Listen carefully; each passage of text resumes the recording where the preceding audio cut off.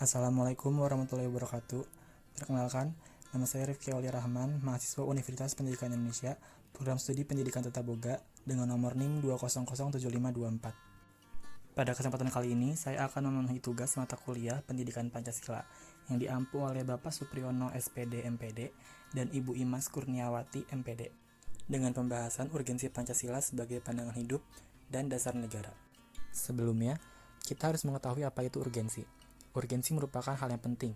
Dalam hal ini, kita akan membahas urgensi Pancasila, di mana peran Pancasila sebagai pandangan hidup dan dasar negara. Yang pertama, kita akan membahas Pancasila sebagai pandangan hidup.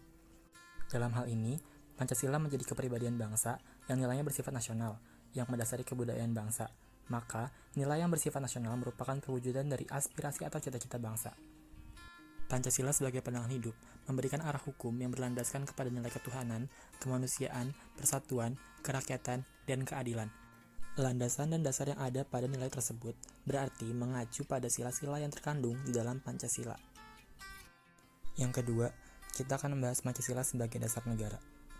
Dasar negara di dalam suatu negara digunakan untuk membentuk negara, mulai dari sistem pemerintahannya sampai dengan tujuan suatu negara.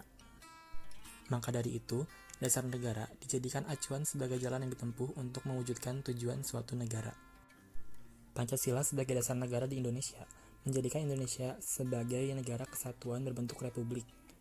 Hal ini dijelaskan di dalam pasal 1 Undang-Undang Dasar Negara Republik Indonesia tahun 1945. Pengaruh Pancasila terhadap negara berpengaruh dengan konsep suatu negara berbentuk republik.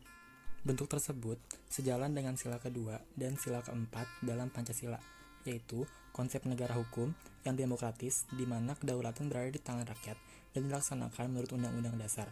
Hal ini menegaskan bahwa Indonesia menganut demokrasi konstitusional. Seperti yang dikatakan di awal pembahasan kedua, bahwa dasar negara dijadikan suatu tujuan sebuah negara, maka berikut saya sebutkan tujuan-tujuan suatu negara. Yang pertama, kekuatan, kekuasaan, dan kebesaran. Yang kedua, kepastian hidup, keamanan dan ketertiban. Yang ketiga, keadilan. Yang keempat, kesejahteraan dan kebahagiaan hidup. Yang kelima, kemerdekaan. Pancasila sebagai dasar negara memiliki 4 sumber. Yang pertama adalah sumber yuridis, yang artinya Pancasila merupakan sumber dari segala sumber hukum. Yang kedua, sumber historis, di mana Pancasila merupakan hasil bersama dari sidang BPUPKI. Yang ketiga, sosiologis. Pancasila bersumber dari budaya masyarakat sendiri. Yang keempat, politis, di mana Pancasila menjadi landasan etis dalam politik bangsa Indonesia. Kesimpulannya, Pancasila sebagai pandangan hidup, di mana Pancasila menjadikan kepribadian bangsa yang memiliki nilai bersifat nasional yang didasari kebudayaan dan merupakan perwujudan dari cita-cita bangsa Indonesia.